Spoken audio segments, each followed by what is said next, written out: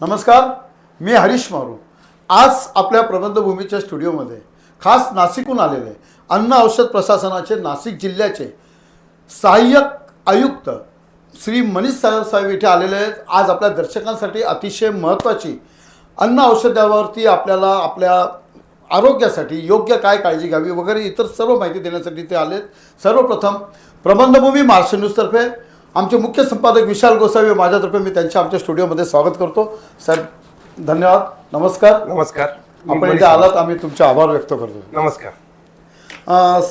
साहेब, आमच्या दर्शकांपर्यंत त्यांच्या मनातले काही प्रश्न आहेत, त्या संदर्भात आपल्याशी आपण एक चर्चा करूया आणि त्यांना आपण त्याचं नाव घेऊया. चांगल्या प्रतीचे अन्न प्रत्येक नागरिकाला मिळण्याचा अधिकार आहे. त्या संदर्भात त्या नागरिकांनी नेमकी काय काळजी घ्यायला पाहिजे, काय म्हणाला आपण यावर? आपल्या मानवाला 3 मूलभूत गरजा दिल्या: अन्न, वस्त्र आणि निवारा. त्यातलं अन्न हे एक महत्त्वाचे घटक आहे आणि चांगल्या प्रतीचं अन्न मिळावं हे त्याचं म्हणजे ग्राहकाला दिलेला एक अधिकार आहे तो. आणि त्यासाठीच आमचं डिपार्टमेंट जे आहे अन्न आणि औषध प्रशासन हे काम करत आहे. आणि त्यासाठी आमच्या अन्न विभागामार्फत तर फूड सेफ्टी स्टँडर्ड्स ॲक्ट जो आहे 2006चा याची अंमलबजावणी 5 ऑगस्ट 2011 पासून करत आहे. तत्पूर्वी म्हणजे 1972 पासून ऑगस्ट 11पर्यंत PFA म्हणजे prevention of food adulteration act 1954चा होता, तो रिपील झालेला आहे. त्याच्यानंतर 5 ऑगस्ट 11 पासून अन्न सुरक्षा कायद्याची अंमलबजावणी सुरू आहे. पण त्यांनी नेमकी काय काळजी घेतली पाहिजे? ग्राहकांनी याच्यासाठी काळजी घेण्यासाठी जेव्हा आपण एखाद्या दुकानात जातो किंवा किराणा दुकानात जातो किंवा रेस्टॉरंटमध्ये जातो, तर तिथून आपण जो काही अन्नपदार्थ विकत घेणार आहोत तर सर्वप्रथम आमच्या कायद्यानंतर त्याला 31 अंतर्गत एक लायसन्स असते. अच्छा. लायसन्स किंवा रजिस्ट्रेशन त्या दुकानाला इश्यू केलेलं असतं. ते आहे किंवा नाही पहिल्यांदा ते कन्फर्म करायचं. तिथं त्याच्या दर्शनी भागावर त्यांनी लावलेलं बंधनकारक असतं, ते पहिलं बघितलं पाहिजे हे लायसन्सवाला आहे तर ते कन्फर्म करून. आणि नंतर गेल्यानंतर आपण जो काही अन्नपदार्थ विकत घेतलेला आहे त्याचं बिल त्यांनी घेतलं आवश्यक आहे. नंतर एखादं पॅकिंग जर अन्नपदार्थ विकत घेतलेला असेल तर त्या पॅकिंगवरचं जर लेबलिंग वर्णन जे आहे ते लेबलिंग रेग्युलेशन 2020चं जे आहे तर त्याप्रमाणे आहे किंवा नाही. तर त्यातल्या मूळ गोष्टी अशा आहेत की जे जो काही अन्नपदार्थ आहे तो त्याच्यावर लिहिलेला असला पाहिजे. म्हणजे समजा गाईचं दूध आहे, गाईचं दूध त्याच्यावर लिहिलेलं असलं पाहिजे. किंवा टोन दूध असेल तर ही होमोजेनस पाचऱ्या टोन दूध आहे किंवा डबल टोन दूध असेल, जे काही अन्नपदार्थ आहे त्याचं नाव त्याच्यावर लिहिलं असलं पाहिजे. नंतर काही आमचे महत्त्वाचे सिम्बॉल्स आहेत त्याच्यावरती. अच्छा. उदाहरणार्थ एक जर व्हेजिटेरियन जर पदार्थ असेल तर त्याच्यावर व्हेज सिम्बॉल ग्रीन सिम्बॉल असला पाहिजे. आणि जर एखादा पदार्थ नॉन व्हेज असेल तर त्याचा नॉन व्हेज इन्ग्रेडियंट त्याच्यामध्ये एखादा असेल तर तो ऑरेंज ट्रायंगल त्याच्यावर असला पाहिजे. नंतर त्याच्यामध्ये आमचं एक FSSAचा 14 अंकाचा एक लायसन्स नंबर असतो, तो त्याच्यावर एक असणं बंधनकारक आहे. नंतर आता नवीनच एक फोर्टिफाईड फूड नावाची एक संकल्पना आलेली आहे. त्याच्यावर F+ लोगो असतो. F+ लोगो म्हणजे तो अन्नपदार्थ हा फोर्टिफाईड केलेला आहे. साधारणतः F+ लोगो हा दुधाच्या पॅकेटवर आपण बघतो, तेलाच्या पॅकिंगवर बघतो, तर F+ लोगो असतो त्याच्यावर. हे प्रकारचे लेबलिंगनुसार आहे किंवा नाही, एक्सपायरी डेट बघितली पाहिजे. त्याच्यावर expiry, manufacturing date, batch number हे इत्यादी नमूद असलेलं पाहिजे. आणि या सगळ्या वस्तू खरेदी करताना त्याचं बिल पण त्यांनी घेणं बिल घेणं आवश्यक आहे, जेणेकरून तो भविष्यात पुरावा म्हणून पण वापरता येऊ शकतो. करेक्ट आहे. हां साहेब, सुरक्षित अन्नाची जबाबदारी नेमकी कोणाची? सुरक्षित अन्नाची जबाबदारी तसं पाहिलं तर आपले शेतकरी पासून सुरुवात होते. अच्छा. शेतकरी झाले, नंतर त्याच्यानंतर ते प्रोसेस शेतकरी ह्या कायदा अन्न सुरक्षा कायदा जो आहे त्याच्यात शेतकऱ्यांना वगळलेला आहे, पण ते एक शेतकऱ्यांची पण जबाबदारी आहे की त्यांनी केमिकल फ्री प्रोडक्ट दिले पाहिजे. नंतर त्याची साठवणूक व्यवस्थापन अन्न बनवताना रॉ मटेरियल रॉ फूड जेव्हा बसतं तेव्हा ती व्यवस्थापन व्यवस्थित केलं पाहिजे. नैसर्गिक संसाधन त्यांनी वापर केला. नंतर त्याच्यावर प्रक्रिया करणारे उद्योजक येतात, प्रक्रिया करणारे व्यापारी असतात. त्यांनी प्रोसेसिंग करताना एखादा अन्नपदार्थ म्हणजे ते फूड आल्यानंतर रॉ फूड आल्यानंतर त्याचं प्रोसेसिंग जेव्हा होतं ती काळजी त्यांनी आमच्या कायद्याअंतर्गत शेड्यूल 4 नावाचा एक प्रकार आहे. ते त्यांनी अन्न व्यावसायिकांनी काय काळजी घ्यायची ते शेड्यूल 4 अन्न सुरक्षा कायद्याच्या शेड्यूल 4 मध्ये दिलेली आहे. म्हणजे त्यात रॉ मटेरियल स्टार्ट आल्यापासून ते फिनिश गुड पर्यंत आणि इव्हन तिथून बनल्यानंतर ट्रान्सपोर्ट होताना काय काळजी घ्यायची सगळं त्याच्यात नमूद आहे. तर या शेड्यूल 4चं त्यांनी पालन केलं पाहिजे. अच्छा. आणि नंतर सरकार म्हणजे प्रशासन आणि याच्यात म्हणजे या अंतर्गत आमचं काम येतं. तर आम्ही अन्न सुरक्षा कायद्याची अंमलबजावणी करतो आणि ग्राहक शेवटी ग्राहकांनी सुद्धा ही काळजी, हे चौघांची पण जबाबदारी, सामूहिक जबाबदारी आहे. नक्कीच खूप महत्त्वाचं आहे. साहेब, अन्नाच्या पाकिटवर आपण बघतो बऱ्याच वेळेला ॲगमार्क किंवा FSSAI असं असतं आणि काही लोक म्हणतात की हे सगळं बघून आपण घेतलं पाहिजे. तर नेमकं काय हा जो FSSAI याचा नेमका काय अर्थ आणि त्याचे नेमके काय महत्त्व आहे किंवा ॲग्मार्कचं? FSSAI म्हणजे काय, हे food safety standards authority of India. आणि FSSAI लायसन्स नंबर असतो किंवा रजिस्ट्रेशन नंबर जे काय असतो तो 14 अंकाचा नंबर असतो. तो प्रत्येक डिजिट जो आहे कोडिंग केलेला आहे त्यानुसार त्याला इश्यू केलेलं असतं. समजा 1 अंकाने सुरू झालेलं असेल तर FSSAI नंबर 1 अंकाने सुरू झाला तर ते स्टेट लायसन्स असतं. ते आमच्याकडे लायसन्सिंग अथॉरिटी 3 प्रकार आहेत. एक 20 करोडच्या वरती जे मोठ्या आस्थापना आहेत, एक 12 लाख ते 20 कोटीपर्यंतची एक कॅटेगरी आहे आणि एक 12 लाखाच्या खालची आहे, जे रस्त्यावरच्या विक्रेत्यापासून असे 3 कॅटेगरी आम्ही लायसन्स देतो. तर तो लायसन्स क्रमांक असतो FSSAI मध्ये. तो लायसन्स क्रमांक असलं म्हणजे आपण तो पदार्थ लायसन्सवाल्या पिढीकडून आलेला आहे असं आपण समजू शकतो. अच्छा अच्छा. हा म्हणजे त्याने सरकारकडे आपली नोंदणी करून तसा लायसन घेतलेला आहे, म्हणजे तो थोडाफार तरी विश्वासाला आहे. म्हणजे ते नसेलच तर त्याची सरकारकडे काही नोंदणी नाही असं आपल्याला म्हणता येईल. म्हणून ते बघणं आवश्यक आहे आणि महत्वाचं आहे. तरी पण इतर काळजी घेतल्याच पाहिजे. ॲग्मार्क बद्दल काय म्हणा? ॲग्मार्क पूर्वी होतं कंपल्सरी, आता नाही आहे. आता सध्या नाही. बरं, आपण सांगितलं की जसं ग्रीन सिम्बॉल जर असेल तर तो शाकाहारी असेल आणि आपण ऑरेंज सिम्बॉल सांगितला ट्रायंगलमध्ये नॉनव्हेज, तर ते नॉनव्हेजसाठी असेल. या व्यतिरिक्त इतर काही सिम्बॉल्स असतात का? F+ लोगो आता नवीन यायला लागलेला आहे. नवीन कन्सेप्ट आहे, गेल्या 3-4 वर्षापासून सुरू झालेला आहे. F+ म्हणजे फोर्टिफाईड, जे अन्नपदार्थ आहे तो फोर्टिफाईड केलेला आहे. फोर्टिफाईड म्हणजे काय, पूर्वी आपण जसं धान्याचा कस निघून जायचा तर आता न्यूट्रियनची कमतरता बॉडीमध्ये व्हायला लागली, तर मग बाहेरून त्याच्यात न्यूट्रियन्स ऍड केलेले असतात. अच्छा. त्याच्यामध्ये ते आपल्या शरीरासाठी चांगले असतात, म्हणून तो F+ लोगो असतो. बरं साहेब, नागरिकाला एक चांगल्या प्रतीचे अन्न मिळावे म्हणून आपण सांगितलं की अनेक लोकांच्या जबाबदाऱ्या, जसं शेतकरी आहे, प्रशासन आहे, सगळ्यात महत्त्वाचा भाग मला वाटतं आपला असेल. अन्न औषध प्रशासन त्याच्यावरच आहे. तर कशा पद्धतीने आपण हे नेमकं काम करतात, काही उदाहरणं देता येतील का आपल्याला? आम्ही जेव्हा या कायद्याअंतर्गत काम करणाऱ्या महत्त्वाच्या 3 यंत्रणा आहेत. एक फूड सेफ्टी कमिशनर, जे राज्याचे प्रमुख अन्न सुरक्षा आयुक्त असतात. नंतर जे असतात जिल्हा लेवलला असिस्टंट कमिशनर, नंतर खाली फूड सेफ्टी ऑफिसर, आणि डिव्हिजन लेवलला आमच्याकडे एक जॉईंट कमिशनर, ते ॲडज्युडिकेटिंग ऑफिसर म्हणून ते काम करत असतात. तर ही अशी आमची हायरार्ची आहे डिपार्टमेंटची. तर अन्न सुरक्षा अधिकारी प्रशासनाचं सगळ्यात शेवटचं पद आहे. अन्न सुरक्षा अधिकाऱ्यांना कर्तव्य जबाबदारी दिलेल्या आहेत की त्यांना एरिया पण ठरवून दिलेला आहे शासनाने. तुम्ही प्रत्येकाला एरिया जस्टिफाय केलेलं प्रत्येकाला दिलेलं आहे. त्या एरियात जातात, त्यांच्या ज्या अन्न आस्थापना ज्या त्या अन्नपदार्थ विकला जातो तर त्या ठिकाणच्या अन्न दुकानात जातात, शॉपमध्ये जातात. नंतर तिथे पहिल्यांदा इन्स्पेक्शन करतात, तपासणी रेग्युलरली होत असते. इन्स्पेक्शन केल्यानंतर अन्न नमुने घेतात, सॅम्पल्स. अन्न नमुने घेतल्यानंतर ते इन्स्पेक्शनमध्ये जर काही एकदम समजा मॅन्युफॅक्चरिंगची युनिट आहे आणि तिथे जर खूपच घाण आहे तर ते दुसऱ्या दिवशी लगेच ऑफिसला सबमिट करा, असं झालं, मी असं इन्स्पेक्शन केलं, तर पुढील कारवाईसाठी डेसिग्नेटेड ऑफिसर त्या एरियाचे जे असतात त्यांच्याकडे प्रोड्यूस हे सादर करतात. त्याच्यानंतर मग डेसिग्नेटेड ऑफिसर ते जर खूपच घाण जर असेल तर इमिजिएट 4th वीकचं लायसन्स सस्पेन्शनची आम्ही ऑर्डर करतो. अच्छा. ही जर इन्स्पेक्शनच्या संदर्भात. आणि जर सॅम्पल्स घेतलेलं असतं, सॅम्पल त्याला तात्काळ दुसऱ्या दिवशी जे कार्यालयीन काम असतं त्याच्या दिवशी त्याला पाठवणंच असतं. ते नमुने सॅम्पल टेस्टिंगला फूड अॅनालिस्ट नावाची एक समांतर यंत्रणा दुसऱ्या डिपार्टमेंटची असते, किंवा आता आमच्या डिपार्टमेंटचे पण काही लाभ आहेत, तिथं सॅम्पल टेस्टिंगला जातं. त्यांचा रिपोर्ट 14 दिवसात आल्यानंतर आपण त्याच्या रिपोर्टच्या आधारे पुढची कारवाई करतो. नमुना जर स्टँडर्ड आला तर त्याच्यावर पुढची काही कारवाई नसते, परंतु सबस्टँडर्ड, अनसेफ आणि मिसब्रँडेड जर तो नमुना असेल तर आमची त्याच्यावर कारवाई केली जाते. सबस्टँडर्ड आणि मिसब्रँडेडच्या संदर्भात आमच्याकडे जे ॲडव्हर्टिंग ऑफिसर मगाशीच बोललो मी, त्यांच्याकडे न्याय निर्णयासाठी आम्ही प्रकरण दाखल करतो. आणि अनसेफच्या बाबतीत माननीय अन्न सुरक्षा आयुक्त किंवा जॉईंट कमिशनर यांची आम्ही संमती घेऊन ते मेहरबान न्यायालयात त्या ज्युरिडिक्शनमध्ये दाखल करतो केसेस. साहेब, जे आपण सॅम्पल घेतात परंतु त्याचा रिझल्ट लवकर येत नाही. जोपर्यंत रिझल्ट येत नाही तोपर्यंत ज्याचं सॅम्पल घेतलेलं आहे त्याच्या संदर्भात आपल्याला काय करतात आपण? आता बघा, रिझल्ट लवकर येत नाही ही बाब खरी आहे.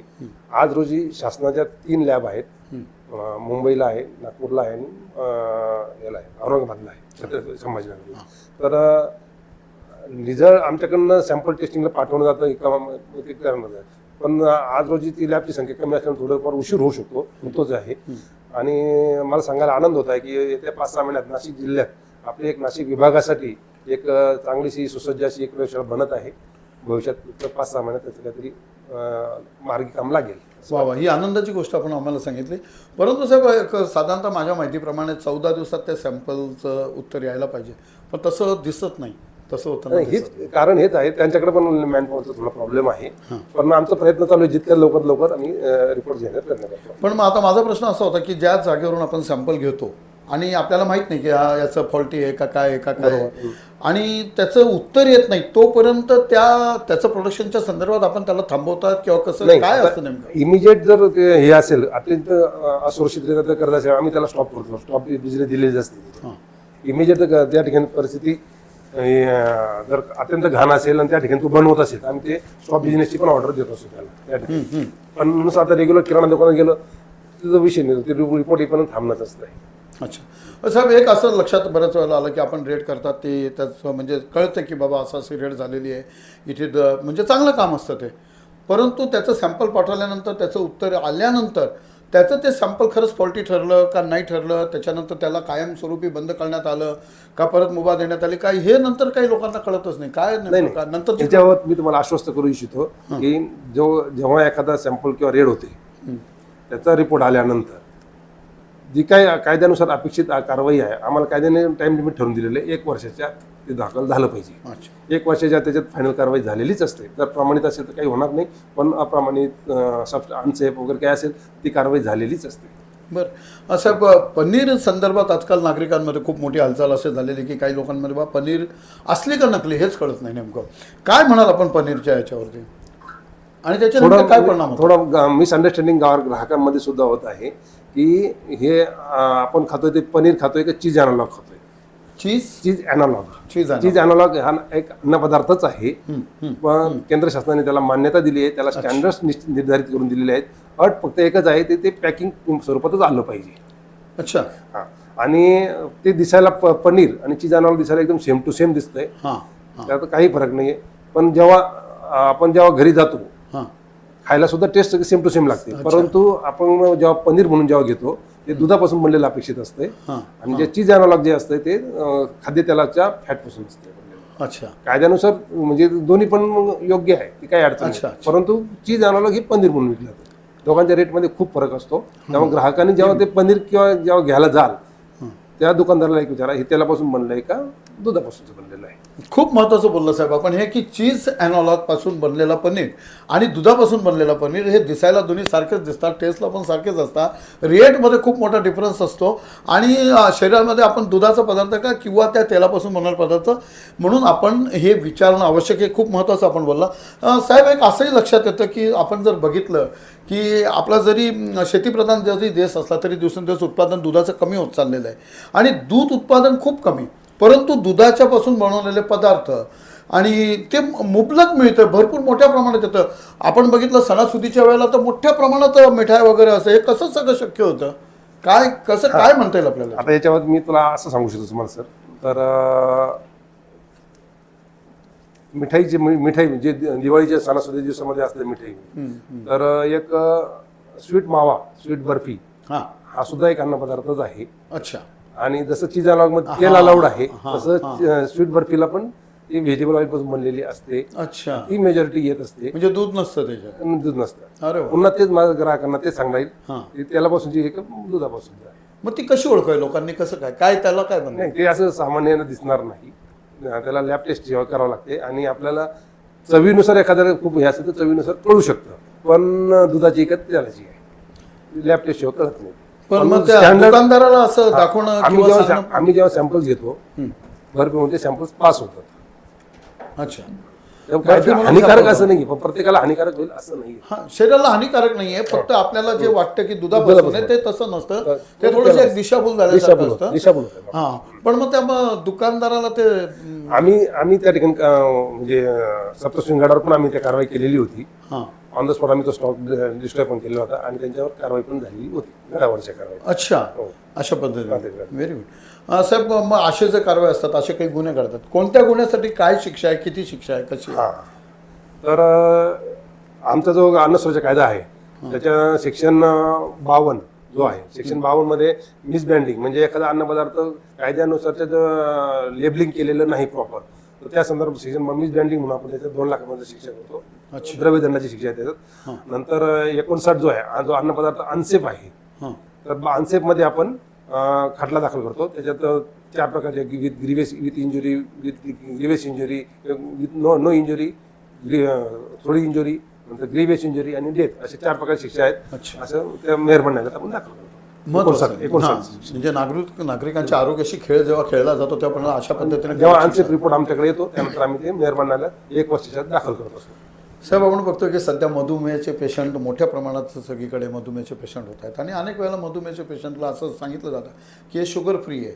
म्हणजे अनेक पदार्थ असे असतात की शुगर फ्री, याच्या शुगर फ्री आहे, म्हणजे आईस्क्रीम म्हणा वगैरे.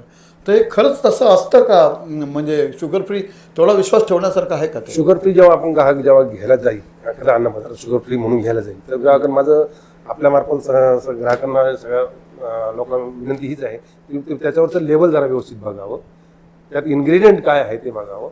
आणि खरंच शुगर फ्री, काही काही कंपन्यांचे शुगर फ्री हे ब्रँड सुद्धा आहेत. अच्छा त्यामध्ये लोकांनी आधी त्याचे इन्ग्रेडियंट वाचून मग आपण तो निर्णय घ्यावा. अच्छा अच्छा घ्यायचं अच्छा. की नाही. म्हणजे नुसतं शुगर फ्री लिहिलेलं आहे नुसतं तर ते वाचून खऱ्या अर्थाने त्याच्यात साखर आहे किंवा नाही हे त्याचे इन्ग्रेडियंट वापरूनच आपल्याला समजलं पाहिजे. वाचून वाचल्याशिवाय कळणार. म्हणजे ते एकदम हे शुगर फ्री आहे आणि मी मला हे चालू शकतं या असं डोळे बंद करून एकदम नाही केलं पाहिजे असं म्हणतात. कन्फर्म करून घ्यायचं. म्हणजे कन्फर्म बघायचं त्याच्यात कुठले शुगर आहे का नाही, ingredient मध्ये काय- लिहिलेलं काय- असतं. आणि ingredient ते लिहिलेलं असतं. Okay, very good, thank you. साहेब, एक्सपायरी डेट अनेक अन्नपदार्थावर काही अन्नपदार्थांवर नसते, तर कुठल्या अन्नपदार्थांवर नसू शकते किंवा त्यांना नसली असली तरी चालते? तर लेबलिंग रेग्युलेशन मगाशी जे बोललो मी, चर्चा केली, लेबलिंग रेग्युलेशन 2020 जे आहे अन्न सुरक्षा कायद्याचं, त्याच्या लेबलिंगमध्ये काही काही दिलेले आहेत. त्याच्यावर 10-15 प्रकारचे विषय दिलेले आहेत की हे त्याच्यावर असलं पाहिजे. पण आता तुम्ही छान विषय मांडला तो की काय नसतं, एक्सपायरी डेट कशावर नसली पाहिजे. तर जसे फ्रुट्स आहेत तर एक्सपायरी डेट नसते. अल्कोहोलिक बेवरेजेस आहेत 10% वरचे, अच्छा, त्याच्यावर नसली तरी चालते एक्सपायरी डेट. बरं. व्हिनेगारला एक्सपायरी डेट नसते. हां हां हां, विनेगर पण नसते, बरोबर. अजून काय असे पदार्थ? वाईन आहे, अल्कोहोलिक बेवरेजेस नसते. अच्छा. साहेब, दारू जी आहे ती कशात मोडली जाते ती, म्हणजे आणि शरीराला अपायकारक असताना देखील नाही, आता दारू, आपण गुटख्यावर कारवाई करतात ना? हो, दारू हा विषय जो आहे ना, एक्साईजच्या आणि एफडीएच्या नियंत्रणाखाली आहे. एक्साईज डिपार्टमेंट जे आहे त्याच्या क्वांटिटीशी रिलेटेड आहे, त्यांची क्वांटिटी आणि त्याच्या क्वालिटीविषयी फूड अँड ड्रग आहे त्याचं. कारण दारू हे सुद्धा आपली जे अन्न सुरक्षा कायदा जो आहे त्याच्या सेक्शन 3(1) मध्ये, सेक्शन 3 मध्ये डेफिनेशनची पुढची जी डेफिनेशन आहे त्याच्या पुढच्या डेफिनेशनमध्ये दारू विषय येतो. त्यामुळे याच्या क्वालिटीसाठी एफडी. अच्छा. बऱ्याच आपण बघतो धार्मिक जागेवर, अनेक जागेवर असं प्रसाद असतं, प्रसादालय असतं, अन्नछत्रालय वगैरे असतं आणि तिथे लाखोने हजारोने लोक रोज जेवण वगैरे करतात. तर त्या संदर्भात काय आपल्या नियमावली आहेत किंवा आपण कसं लक्ष देतात त्या गोष्टीकडे? चांगला प्रश्न आहे सर. धार्मिक स्थळ जे आहेत आपले, मला सांगायला आनंद होतोय की आपलं नाशिक जिल्ह्याचं श्रद्धास्थान वणीचं गड, हो, आणि नंतर आपले त्र्यंबकेश्वरचं माऊलींचं गुरुपीठ, नंतर बाफचं मंदिर, स्वामीनारायण मंदिर पुलाजवळचं, पंचवटीचं अनेक जागेवर आहेत अशी. पुलाजवळ, ज्या ठिकाणी आपण प्रसाद दिला जातो ना त्या ठिकाणी आमच्या डिपार्टमेंट आणि FSSAI आहे यांच्या मार्फत आम्ही काय, त्यांचं तिथले जे अन्न व्यावसायिक जे बनवतात, प्रसाद जे बनवतात, त्यांना आम्ही ट्रेनिंग दिलेलं आहे. फर्स्ट एड ट्रेनिंग आपण म्हणतो. अच्छा. हा एक FSSAI इनिशिएटिव्ह आहे. प्रशिक्षण आम्ही त्यांना दिलेलं आहे. प्रशिक्षण दिल्यानंतर थर्ड पार्टी ऑडिट असते, FSSAI नामांकित थर्ड पार्टी ऑडिट. आम्ही थर्ड पार्टी स्वच्छतेवर सगळं थर्ड पार्टी ऑडिट पूर्ण केलेलं आहे आणि त्यांना आपण एक सर्टिफिकेशन देतो. पूर्वी त्यांना भोग सर्टिफिकेशन होतं, डिस्पोल हायजेनिक ऑफरिंग टू गॉड, एक आपण सर्टिफिकेशन करतो की जेणेकरून तिथं भाविक जे येणार आहेत, त्या प्रसाद जे ग्रहण करणार आहेत, तर त्यांना चांगल्या पद्धतीचा प्रसाद मिळेल. म्हणजे ते एक ॲश्युरिटी आहे लोकांनी, ॲश्युरन्स आहे. म्हणजे आपल्याकडून ती काळजी घेतली. घेतली. पण साहेब, अनेक अन्नपदार्थ विकणाऱ्यांना किंवा हे देणाऱ्यांना लायसन्स घेतले पाहिजे का? घेतले पाहिजे तर कोणी घेतले पाहिजे आणि कसे ते मिळणार? अन्न व्यावसायिक जे आहेत ना, अन्न सुरक्षा जो कायदा आहे त्याचा सेक्शन 31 जो आहे, सेक्शन 31 मध्ये त्यांनी लायसन्स घेणं आवश्यकच आहे. जे कोणी तो प्रॉफिटमध्ये असो, तो म्हणजे किंवा अन्नदान करणारे जे आहेत संस्था, अन्नदान करणारे, त्यांना पण लायसन्स असतं. आता मी देवस्थानचं बोललो, त्यांना सुद्धा आमचं लायसन्स आहे. ते सुद्धा आमचं लायसन्स घेऊनच ते व्यवसाय जरी नसले, NGO नॉन गव्हर्नमेंट ऑर्गनायझेशन जरी असले तरी ते आमचं लायसन्स घेत असतात. आणि जसे आता भंडारे होतील त्यांनी सुद्धा आमच्याकडे लायसन्स घेणं आवश्यक असतं. लायसन्सचे आमच्याकडे 3 प्रकार आहेत सर. एक आहे 20 कोटीच्या वरचा जो टर्नओव्हर आहे त्याला सेंट्रल गव्हर्नमेंट सेंट्रल बॉडीकडनं लायसन्स दिलं जातं. 20 कोटीचे मोठे मोठे युनिट जे आहेत, मोठ्या कंपन्या ज्या आहेत त्यांना सेंट्रल लायसन्स दिलं जातं. नंतर 12 लाख ते 20 कोटीपर्यंत जो मिडल टप्पा आहे त्या स्टेट लायसन्स दिलं जातं. आणि 12 लाखाच्या आतमध्ये जे आहेत 1 रुपयापासून 12 लाखापर्यंत टर्नओव्हर असणारे त्यांना आम्ही रजिस्ट्रेशन म्हणजे नोंदणी प्रमाणपत्र असतं. इव्हन रस्त्यावर जे विकतात त्यांना सुद्धा लायसन्स आम्ही देतो. आमचं लायसन्स हे फक्त बिझनेससाठी असतं, मालकी हक्कासाठी नसतं. साहेब अनेक लोक म्हणजे त्यांना ही गोष्ट माहीत नसते. घरगुती एखादा ज्याला आपल्याला म्हणजे असं म्हणता येईल की सुशिक्षित बेकार जो लोक असतात ते विचार करतात की बाबा मी याचं दुकान टाकून देतो, मी दाबेली टाकतो, मी भेळ विकल, मी हे करेल, ते करतात. पण त्यांना या गोष्टीची माहिती नसते. तर या गोष्टीचा प्रचार प्रसार आपण कसं करतात किंवा त्यांना कसं सांगतात? मग आपण जाऊन भेटतात का? याबाबत आम्हाला महानगरपालिका सुद्धा मदत होत असते. स्थानिक महानगरपालिका प्रशासन जे असतं आम्ही त्यांना सांगतो. आणि पेपरला आमचे न्यूज येत असतात, लायसन्स घ्या, लायसन्स घ्या. आणि त्यांनी जेव्हा माल घ्यायला जातात ते कुठेतरी मालच घेतात ना. आम्ही त्या डिस्ट्रीब्युटरला ते सुद्धा कंपल्शन केलं, तुम्ही लायसन्स असल्याशिवाय त्यांना देऊ नको. अच्छा. म्हणजे मग माल नाही ते सांगतात लायसन्स घ्या, म्हणजे आपल्याला ॲप्लिकेशन करून लायसन्स. आमची प्रोसिजर ही पूर्णतः ऑनलाईन आहे. FOSCOS फॉस्कॉस ही साईट आहे FSCIची, foscos.gov.in या साईटवर जाऊन आपण लायसन्स रजिस्ट्रेशनला अर्ज करू शकतो. नाही, ही खूप चांगली माहिती आहे साहेब. रजिस्ट्रेशन केलंच पाहिजे, लायसन्स त्याने घेतलंच पाहिजे, काहीतरी त्याच्यावर बंधन असलं पाहिजे. पण असं वाईट नका वाटतो. म्हणजे एक असं विचारतो, हे लायसन्स तुम्ही देतात, हे घेतलं पाहिजे, हे कायद्याने बंधनकारक आहे, सगळं बरोबर आहे. पण तो लायसन्स घेताना, रजिस्ट्रेशन घेताना आपला फक्त त्याच्यातनं खरंच त्याला काही सूचना फूडबद्दल किंवा त्याच्याकडे लक्ष देणं त्या संदर्भात असतात का? फक्त मग सरकारला काहीतरी त्याच्याकडनं रजिस्ट्रेशनच्या फीच्या नावाने उत्पादन मिळालं तरी पुष्कळ झालं म्हणून असतं? नाही, तसं नाही आहे. का खरंच त्याच्यावर लक्ष असतं? आमचं लक्ष सगळ्यांकडे असतं. आणि जेव्हा एखादा आता लायसन्स नंबर त्याने छापला त्याच्यावर एक त्याला ॲश्युरिटी असते ग्राहकाला, पण नाही लायसन्सवाल्या पण घेतलेला आहे. जेव्हा हॉकर्स जे असतात, हॉकर्स या म्हणजे आजच्या स्थितीला हॉकर्सकडं जवळपास 50% हॉकर्स झालेले असावेत. लायसन्स 50% विदाउट लायसन्सचे असतील. कारण कोणी नवीन येते व्यवसाय सुरू करतोय, त्यामुळे ते आमच्यापर्यंत पोहोचायला, कारण आमची यंत्रणा म्हणजे जिल्ह्याला 17 पाहतो आम्ही. तर त्याप्रमाणे आम्ही इन्स्पेक्शन करून ज्या ज्या आम्हाला आढळले आम्ही त्यांना उद्युक्त करतोच आहोत. आणि विदाउट लायसन्सला दंडाची पण तरतूद आहे. हे महत्त्वाचं आहे. मला अनाविज्ञता आहे त्यांच्यामध्ये, अजून त्यांना या गोष्टीचं म्हणजे बऱ्याच लोकांना माहिती नाही. म्हणून आपण याचा प्रसार व्यवस्थितशीर अजून केला तर त्यांना कळेल. आणि नुसतंच फक्त फी किंवा रजिस्ट्रेशन न घेता त्या गोष्टीकडे म्हणजे लक्ष पण दिलं पाहिजे, दखल पण केली पाहिजे, जेणेकरून नागरिकांना चांगलं फूड मिळावं. सांगायला आनंद होत आहे तुम्हाला सर. आजच आम्हाला एक नोटिफिकेशन मिळालेलं आहे आपल्या ऑफिसकडनं, हेड ऑफिसकडनं. तर आम्हाला त्यांना प्रशिक्षण द्यायचे नाशिक जिल्ह्यासाठी 16,000, नाशिक विभागासाठी 16,000 जणांना आहे. त्यामध्ये आम्ही त्यात प्राधान्य आम्ही स्ट्रीट फूड वेटर जे आहे, स्ट्रीट फूड वेंडर यांना पण देणार आहे की जेणेकरून ग्राहकांना चांगलं अन्न मिळेल. साहेब, हे आपण रजिस्ट्रेशनची फी वगैरे घेतात, सगळं काही करतात, चांगली गोष्ट आहे. आणि जो चांगलं करत नसेल त्याच्यावर कारवाई पण करतात. पण एखाद्याचं फूड चांगलं येत असेल आणि तो चांगला प्रयत्न करून एखादा सुशिक्षित बेकार जर चांगलं करत असेल तर त्याला काहीतरी प्राधान्यासाठी, प्रेरणासाठी त्याला आपल्याकडून एखादं बक्षीस पण दिलं गेलं पाहिजे असं वाटतं. व याने चांगलं मेंटेन केलं म्हणून असं पण काहीतरी आपण भविष्यात करूया सर याच्यावर. Thank you very much sir. साहेब, आपण मगाशी म्हटलं की आपण बऱ्याच अनेक फॅक्टरीवर जातो, तिथे बघतो, त्याच्या जर काही प्रोडक्शनमध्ये जर तिथे स्वच्छता नसेल, काय नसेल तर त्याच्यावर तुम्ही त्वरित कारवाई करता. पण अशाच पद्धतीने आपण बघतो मोठमोठे AC हॉटेल्स किंवा चांगले हॉटेल्स असतात, बाहेर खूप चांगलं डेकोरेशन असतं, डिश पण चांगले सजवलेले असतात, परंतु आज त्याच्या किचनमध्ये नेमकं काय चालतं, त्या किचनमध्ये स्वच्छता आहे का नाही आहे, त्या प्लेट त्या बरोबर धुत आहेत का नाही, किंवा काय कसं आहे त्या संदर्भात नेमकं आपण कसं बघतात, किंवा त्याच्या लाईटचे किडे पडत आहेत का, किंवा मग त्याच्यात नागरिकांनी काय भूमिका घेतली पाहिजे, किंवा त्यांना ते कसं बघता येईल, कारण ते किचनमध्ये येणं अलाउड नाही करत. मग आपण काय त्या बाबतीत करतात, काय म्हणाल आपण? तर आमच्या फूड सेफ्टी ऑफिसर जे आहेत ते जेव्हा हॉटेलची, आता तुम्ही हॉटेलबाबत बोलला, पण डायरेक्ट हॉटेलचंच बोलूया आपण. तर जेव्हा एखाद्या हॉटेलचं इन्स्पेक्शन करतात, आम्ही कुठेही जात नाही, पहिले डायरेक्ट किचनमध्ये जात असतो. किचन आणि त्याचं रॉ मटेरियल स्टोरेज कसं आहे ते बघत असतो. किचनमध्ये शेड्यूल 4 मगाशी पण चर्चा केली आपण याच्यावर. शेड्यूल 4 जो आहे ते पूर्ण हॉटेलवाल्यांनी काय काळजी घ्यायची, पदार्थ रॉ मटेरियल आल्यापासून ग्राहकांच्या डिशपर्यंत जाईपर्यंत, तर ते पूर्ण त्या शेड्यूल 4चं पालन करतोय की नाही हे आम्ही चेकिंग करत असतो. आणि प्रत्येक गोष्टीला बारीक जाळी लावलेली आहे की नाही, नाली त्याची कशी आहे, नाली बंदिस्त आहे की नाही, हे सगळं चेक करत असतो. आणि त्याच्यात काही लॅक्युन असेल तर त्याला आम्ही इम्प्रुव्हमेंट नोटीस देत असतो. इम्प्रुव्हमेंट नोटीस त्यांनी कंप्लाय नाही केलं तर आम्ही त्याचं लायसन्स सस्पेंड. खूप छान, चांगलं. फक्त तुमची मॅनपॉवर कमी पडते असं वाटतं. ज्या पद्धतीने आता हॉटेलची संख्या खूप मोठ्या प्रमाणात वाढली आहे, पण त्या मानाने अधिकारी मात्र कमी आहेत, म्हणून पण हे साहेब एक बऱ्याच वेळेला असे काही गोष्टी येतात की हे जे अंडं आहे ते प्लॅस्टिकचं आहे किंवा तांदूळामध्ये प्लॅस्टिकचे तांदूळ मिक्स आहेत किंवा काय याच्यावर काय प्रकार जोड टाकाल आपण, काय म्हणा? मागील 2-3 वर्षापूर्वी हा विषय खूप गाजलेला होता. प्लास्टिकचं अंड, प्लास्टिकचं तांदूळ. आमच्या डिपार्टमेंटने त्यावेळेस खूप अंड्याचे सॅम्पल घेतले, तांदूळाचे सॅम्पल घेतले, सगळे प्रमाणित निघालेले आहेत. प्लास्टिकचं अंड जरी बनवायला गेलं, आज साधं आपलं नेहमीचं अंड जरी नॉर्मल अंड ते 10 रुपये मिळतं, प्लास्टिकचं अंड बनवायला 100 रुपये लागतील. अच्छा. हां, त्यामुळे ते पॉसिबलच नाहीये.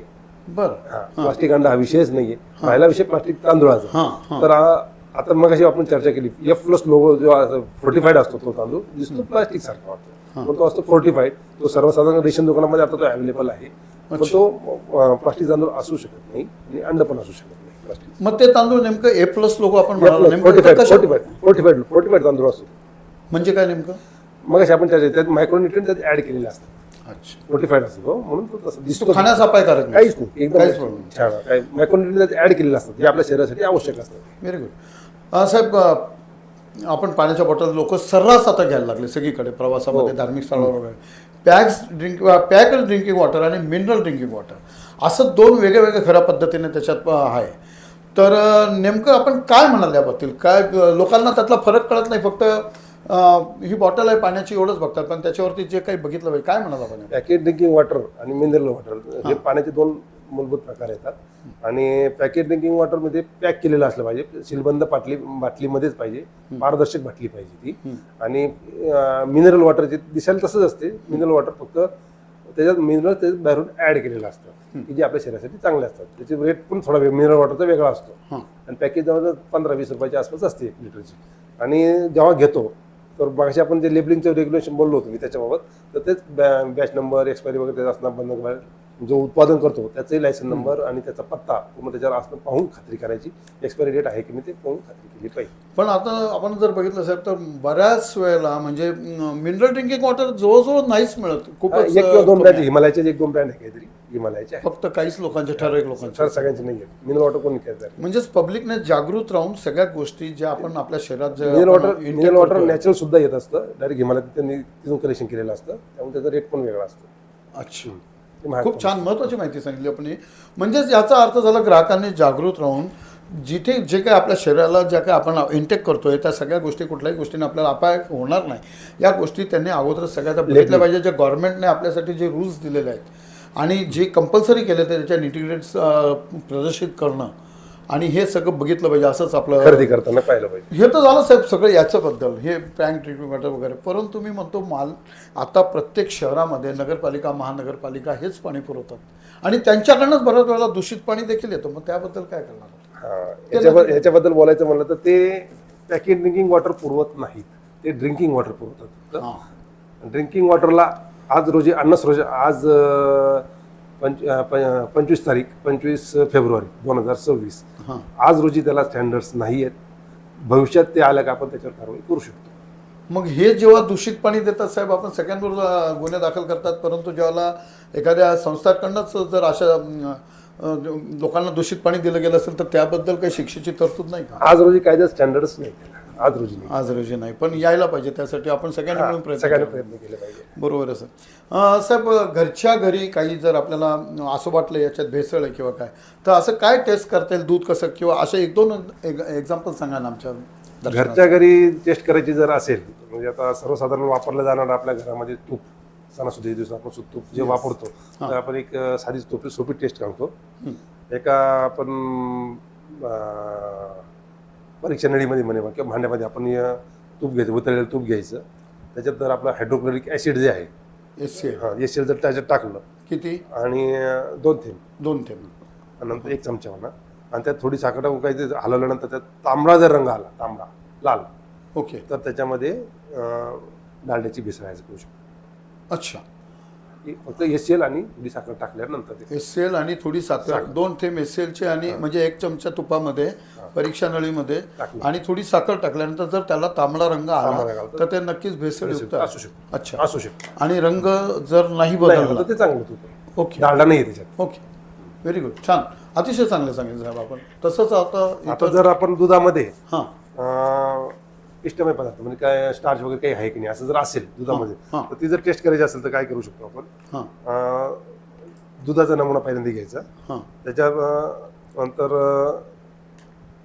आयोडीन आयोडीन टाकायचं हां. आणि आयोडीन टाकल्यानंतर त्याच्यात कलर जर आला सफेद राहायला काही हे नाही ओके. आणि कलर चेंज झाला तर ती त्याच्यात त्याची होकाराची टेस्ट समजू शकतो. म्हणजे घरच्या घरी घरच्या करणारे उपाय आहेत थोडस दुधाचं आपण सॅम्पल रंग change झाला, रंग change झाला. आणि आयोडीन मेडिकल दुकानात घरच्या घरी मिळू शकतं. 2 थेंब टाकले का ते बघायचं जर कलर बदलला तर ते दूध दूषित आहे घरच्या घरी टेस्ट करू शकतो. घरच्या घरी टेस्ट करतो आणि ते याच्यात मला अजून एक ॲडिशन करू शकतो. हां आपण सगळ्यांच्या मोबाईलमध्ये अँड्रॉइड मोबाईल सगळ्यांचेच आहेत. Yes. कोणी साधा फोन वापरत नाही. हां आणि मग तुम्ही का एक FSAच्या साईटवर आमच्या ड्राफ्ट गुगल प्लेवर जर गेले तुम्ही गुगल प्लेवर हां. डार्ट नावाचं एक आहे DART detection of adulteration with rapid test. Very good हे डाउनलोड केलं. 30-40 पानाचं छोटी पुस्तिका आहे ती डाउनलोड केली की ह्या पुस्तिकेमध्ये सगळं काही माहिती दिलेली आहे घरच्या घरी टेस्ट कशा करायच्या. व्हेरी गुड अतिशय एका शब्दातच आपण सगळं DART या ॲपवर जर आपण गेला तर तिथून आपल्याला सगळं त्या कळेल आणि त्याचं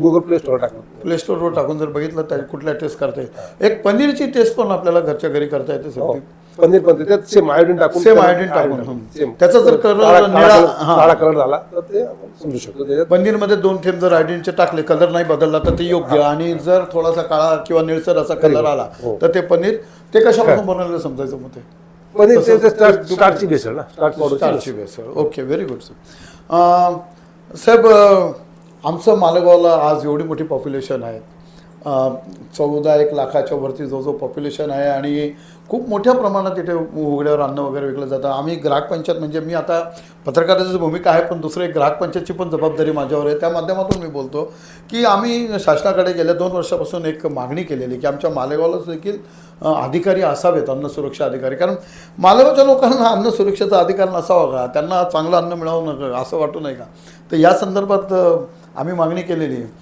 तर आपल्या प्रशासनाकडे पण आपण नाशिकला आपल्याकडे खूप मोठं काम आहे तिकडे पण आपण तिकडनं इकडे यावं किंवा काय असं आमची मागणी आहे त्या संदर्भात. सर्वप्रथम मला तुमचं अभिनंदन करायचं आहे की गेल्या 2-3 दिवसापासूनच म्हणजे प्रशासनामध्ये जवळपास 180 लोकांची आम्ही फूड सेफ्टी ऑफिसर म्हणून भरती झालेली आहे. व्हेरी गुड त्यांच्या MPSC परीक्षा घेऊन इंटरव्ह्यू घेऊन सिलेक्शन करून त्यांचं ट्रेनिंग पूर्ण होऊन त्यांचं नोटिफिकेशन देखील निघालेलं आहे. कालपासून त्यांचं काम सुरू झालेलं आहे आणि नाशिक मालेगावकरांसाठी 2 अन्न सुरक्षा अधिकाऱ्यांची नेमणूक केली झालेली आहे. खूप खूप धन्यवाद खूप आनंदाची बातमी आपण आम्हाला सांगितली. अभिनंदन तुमचंच आहे ग्राहक पंचायतच्या पद्धतीने ते येऊ शकेल. थँक्यू व्हेरी मच साहेब. आम्ही ग्राहक पंचायत हेच ग्राहकांच्या हितासाठी ज्या पद्धतीने आपण ग्राहकांच्या हितासाठी आपल्यावर जी जबाबदारी ती पूर्णपणे पार पाडतात त्याच पद्धतीने आम्हीसुद्धा ग्राहकांच्या हितासाठी ग्राहक जागृतीसाठी तळमळीने काम करत असतो आणि ह्या कार्याला आपल्या माध्यमातून का होईना शासनाच्या माध्यमातून आम्हाला हे यश मिळालं. खूप खूप धन्यवाद. आपण ही गोड बातमी आम्हाला सांगितली. पहिल्यांदा तुमचेही अभिनंदन. चांगल्या पद्धतीने इथे काम उभं राहील अशी मी आशा करतो. साहेब आता फक्त एक महत्त्वाचं असं सांगा मला की एखाद्या नागरिकाला जर वाटलं की ही इथे भेसळ होते किंवा इथे भेसळयुक्त मला मिळते किंवा काय तर त्याने ती तक्रार कशी करावी कुठे करावी काय आव्हान करायला पण नागरिकांना. तर मी आपल्या चॅनलच्या बाबत सगळ्यांना आवाहन करतो जर तुम्हाला कुठेही अस्वच्छता आढळून आलं किंवा एखादा अन्नपदार्थ चुकीचा आहे ग्राहकांना त्रास होऊ शकतो असं काही तुम्हाला काही लेखी कंप्लेंट द्यायची असेल तर ती आमच्याकडे एक फॉस्कॉस ही साईट आहे foscos.gov या साईटवर तुम्ही कंझ्युमर ग्रीव्हन्स साईट पुन्हा एकदा सांगा. FOSCOS.gov ह्या साईटवर तिथे कंझ्युमर ग्रीव्हन्स एक अँड्रॉइड मोबाईल असून प्रत्येकजण करू शकतो. कंझ्युमर ग्रीव्हन्सला जाऊन लॉग इन करून ID पासवर्ड तयार करून तुम्ही तुमची कंप्लेंट तिथे नोंदवू शकता. दुसरा पर्याय तर आमचा एक टोल फ्री नंबर सुद्धा आहे जो 24/7 उपलब्ध असतो तो. त्याचा नंबर आहे 1800-222-365. 1800-222-365. हा आमचा 24/7 टोल फ्री नंबर आहे. किंवा तेही शक्य नसेल तर कार्यालयात प्रत्यक्ष येऊन तुम्ही तक्रार देऊ शकता. लेखी दिले तर निनावी तक्रार एंटरटेन होत नाही आणि लेखी तक्रार दिलं तुमचं नाव गुप्त राहील. अशी ग्वाही. नाव गुप्त राहील, तक्रारदाराचं नाव गुप्त राहील. खूप छान, अतिशय चांगली आणि महत्त्वाची माहिती सांगितली. साहेब, आपण अगदी कमी वेळामध्ये आपण वेळात वेळ काढून आज नाशिकहून खास मालेगावला आमच्या प्रबंधभूमी ऑफिसला आला आणि जनतेच्या हितासाठी, आमच्या दर्शकांच्या हितासाठी, सगळ्यांसाठी आपण जी अमूल्य माहिती आमच्या दर्शकांपर्यंत पोहोचवण्यासाठी आपण जे परिश्रम घेतले, नीट आमच्या प्रत्येक प्रश्नाला आपण समर्पक असं उत्तर दिलं आणि खूप छान पद्धतीने आपण विस्तृतपणे सगळं समजून सांगितलं. मनापासून मी प्रबंधभूमीतर्फे आपले मनपूर्वक आभार व्यक्त करतो. खूप खूप धन्यवाद. आपण, मी प्रेक्षकांसाठी सांगतो, बघितलं आपण की सानप साहेबांनी आपल्याला खूप छान पद्धतीने सगळं काही सांगितलं आहे आणि यानंतरही जर आपल्याला काय अडीअडचणी असेल, काय असेल, तक्रार करायची असेल तर त्यांनी टोल फ्री नंबर दिलेला आहे, ऑफिसला सुद्धा त्यांनी सांगितलं आहे. तर नक्कीच जागृत नागरिकांचं आपलं एक कर्तव्य आहे की आपण चांगल्या गोष्टीसाठी नक्कीच लढा दिला पाहिजे. चांगली गोष्ट जी असेल ती निदर्शनास आणून दिली पाहिजे. काही गोष्टी कुठे काही चुकीचं होत असेल तर त्यांनी आवाहन केलेलंच आहे, त्या पद्धतीने आपण त्यांना प्रतिसाद देऊया. आणि पुन्हा एकदा दर्शकांकडनं, सगळ्यांकडनं, आमचे मुख्य संपादक विशाल गोसावी यांच्यामार्फत मी आपले प्रबंधभूमी महाराष्ट्र न्यूजतर्फे खूप खूप खूप खूप आभार व्यक्त करतो. धन्यवाद. खूप खूप धन्यवाद सर. थँक्यू. धन्यवाद. या चॅनलच्या प्रशासनाची मला बाजू मांडल्याबद्दल आभार. थँक्यू.